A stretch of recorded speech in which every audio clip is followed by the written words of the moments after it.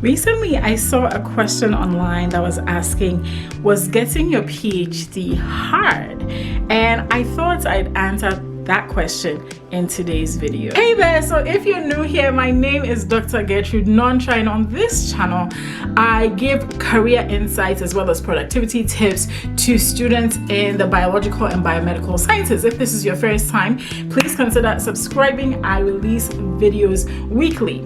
So let's jump right into the question, is getting your PhD hard? I really wanted to answer that question because I feel like, yes, it was hard. It was hard, but here's the thing, I don't think it was impossible. It was hard, and it was not hard in the way that you may think I'm talking about hard. It was hard in the sense of the emotional toll that getting a PhD takes on you. At least for me, like that was the biggest chunk of it. The learning wasn't so hard for me.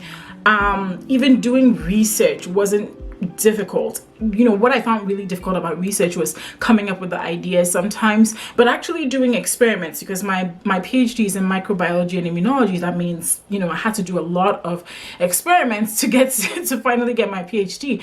Doing the actual experiments wasn't hard. Studying the information wasn't hard, but it was the emotional toll that the whole experience took on me. Because when you go to grad school, okay, one of the things that happens in grad school is that nobody is there to baby you. Nobody is there to give you a little star on your shoulder that tells you like you did well for participating. And I'm not saying that those techniques don't work. Like, I work with kids, and I use some of those you know, encouraging techniques to like let children know that, hey, you can do this.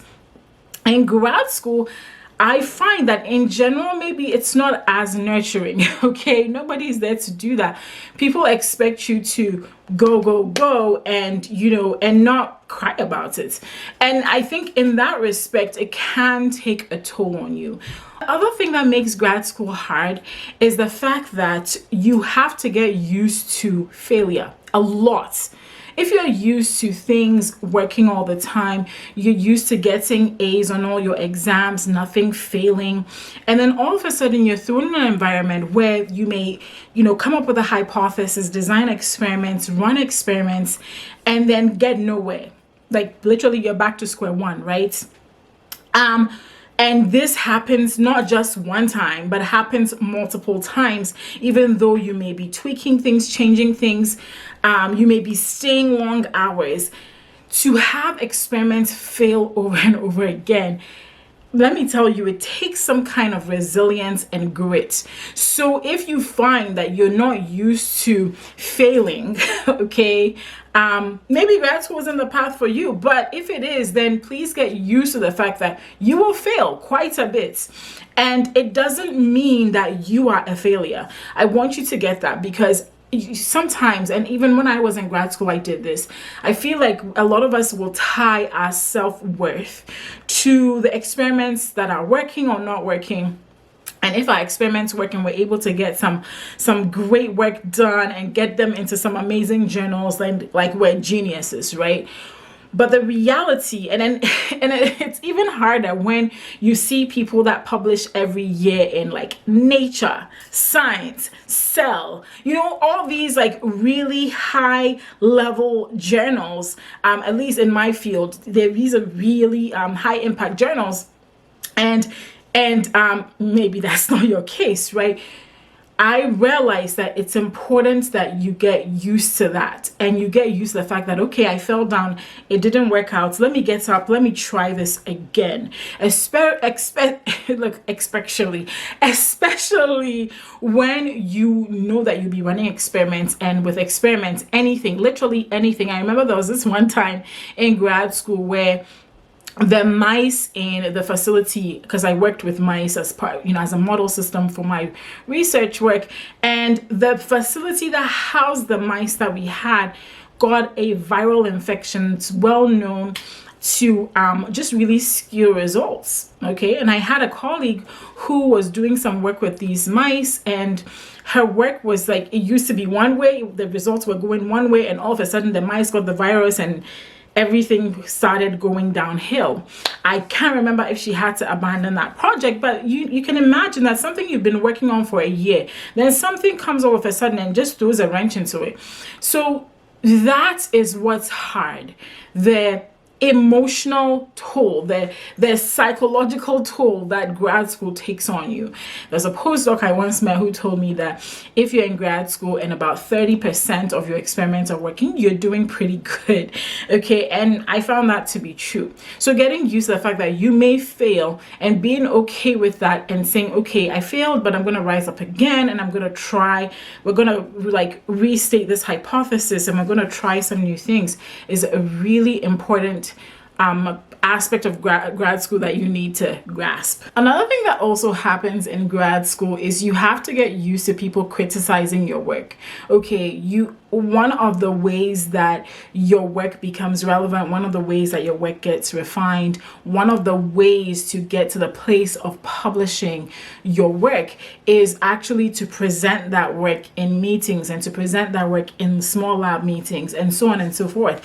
And so, okay, you will have to get used to your boss saying, I don't believe that data, or how did you get that data, or somebody saying, well, why is that like that? And here you are thinking that you've done all the 100% work in the world, and your work is basically being torn apart. I'm not saying all these things to scare you, okay? So I know that the extreme versions of this, but even when people are nice about it, the truth is that they are criticizing your work and they are telling you, they're giving you ways, actually giving you ways to make your work better.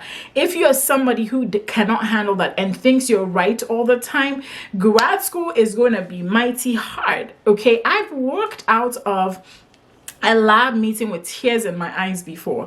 Now, granted, I had made some mistakes on my presentation, and so it was well deserved, but like I walked out of there with tears, crying, because it's like, I can't believe, what just happened. But it also made me a better graduate student. So you have to also get used to that. So I think that the combination of the emotional toll that grad school takes on you, the fact that you will fail in your experiments multiple times and have to get back up and pick yourself up, the fact that your work will get criticized at some point, all of these things are what really make grad school hard. The learning for me wasn't as difficult. Doing experiments, I really enjoyed that actually.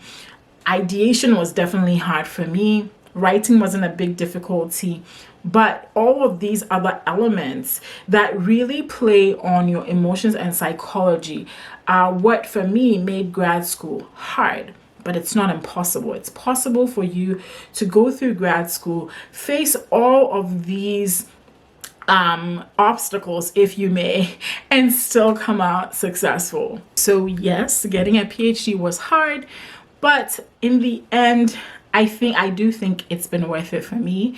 So if you're thinking about going to get your PhD, don't be intimidated. And the truth is that whichever path or anything that is like worthwhile doing is riddled with a lot of difficulties and a lot of failures, and getting used to that sense and building that sense of determination is really what helps you sail through the difficult days. A book I'm going to recommend for you to read is a book by Angela Duckworth called Grit. I'm going to leave the link in the description below. I really highly recommend this for grad students to read. If you're going to grad school, or even if you're in grad school, even if you're done and going to pursue something post your PhD, I highly recommend the book. It will really change your perspective on what it means to have determination and grit, what Angela Duckworth calls grit, throughout your program. So check out that book. Let me know in the comments below, are you planning on pursuing a PhD? Was this video helpful? Let me know in the comments below.